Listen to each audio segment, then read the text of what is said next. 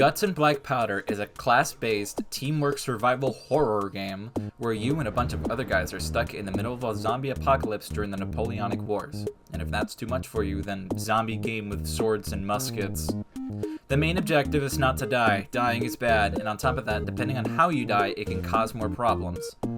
There are two main game modes, for now, Objective and Endless.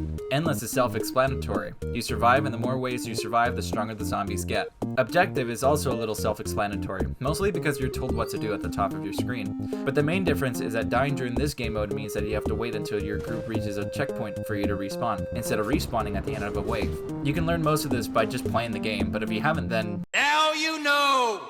Enough yapping. The main point of this video is explaining stuff that you need game sense to learn. Guts and Blackpowder has 7 classes that do wildly different things, and since this is a teamwork based game, you have to learn all of them. So in order of class selection, the choosable classes are Ranker, Officer, Seaman, Musician, Sapper, Surgeon, and Priest. If you have any knowledge about the military, you already know what line infantry is. You're the basic bitch of the pack, and you're just there because someone told you to do so. In Guts and Blackpowder, it's sort of the same thing. If you don't choose a class before you spawn, then you're automatically assigned to be a line infantryman. As a line infantryman, you're equipped with a musket, bayonet, and saber. You're going to be using the latter two the most because it's an old-timey game where reloading takes forever.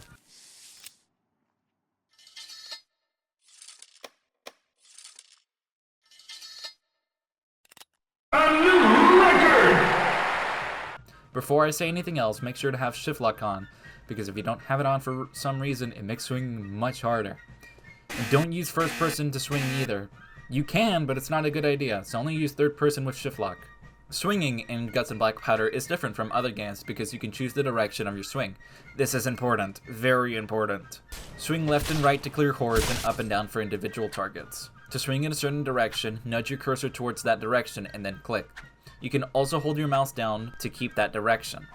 The bayonet, on the other hand, does considerably higher damage compared to the saber. However, it can only swing in 2 directions, and its upswing is considerably slower than the sabers.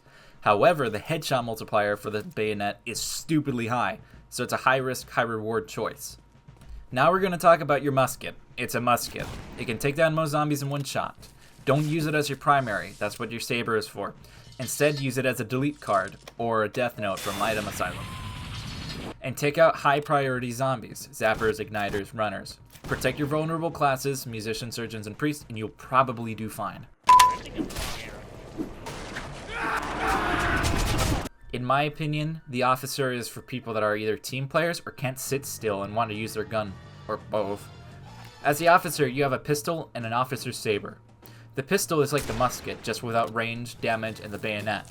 My recommendation would be to snipe bombers if your team is doing a bad job at getting rid of them. Who's scared? What about the cool part about my class? You get a cooler sword. That's it. I'm kidding, of course. You get the officer's saber, which has a charge ability that speeds up your character and your swing speed. And most importantly, you're immune to getting grabbed. I'll explain grabbing later, but the important part is that the charge is a good way to clear out the horde or run somewhere.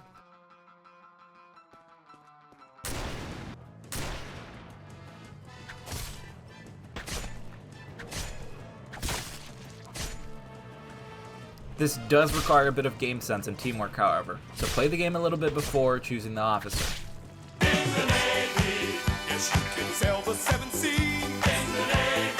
Every zombie survival game needs a shotgun guy, and this class is it. You're armed with a blunderbuss and a saber. The saber stays the same as the lineman's and everyone else's. The blunderbuss, however, is the moneymaker here. This thing is the precursor to shotguns and acts like one. Get close to shred a target, and far away to get laughed at. Seamen are the only real class that are supposed to use their gun as their primary source of damage because it can shred zombies.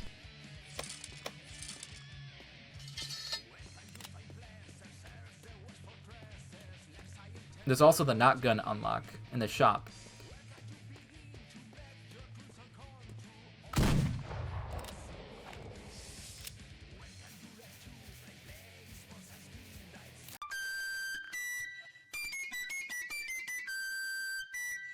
You spawn with your instrument and a saber. The instrument is the only important part because if you do your job, then you won't be able to really use your saber that much.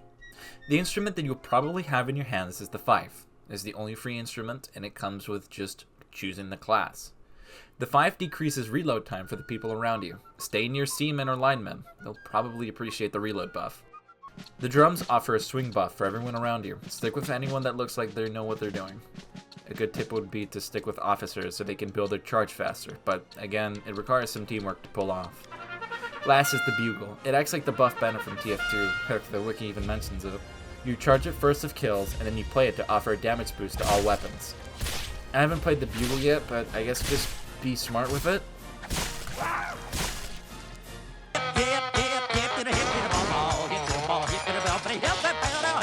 Now things get interesting. Are you a fan of tower defense games? Do you like repeating the same thing over and over again? Do you want to yell at your teammates for getting in your way? Move! Okay, then the Sapper class is for you. The Sapper class is the engineer class of Guts and Blackpowder. Armed with a trusty hammer, you can build an assortment of structures to help your team. And then you get an axe. It deals high damage, but by the time your swing actually lands, you'll already be dead. Which is bad, not only because you're dead, you're a Sapper, which means if you died while being infected, you're now an inconvenience to your team, because you'll be a Zapper. I'll explain zombies later, but just know that your life is very valuable as a Sapper, so try not to die. Can't make it, the shit's stuck. Out of my way, son! Door stuck! Door stuck! Please! Let's go practice medicine.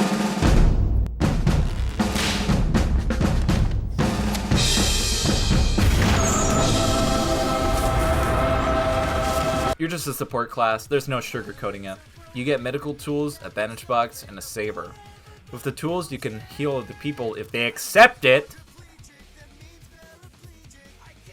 And the bandage box is a box that offers on-the-go bandages so you can do other important things like cleaning hordes.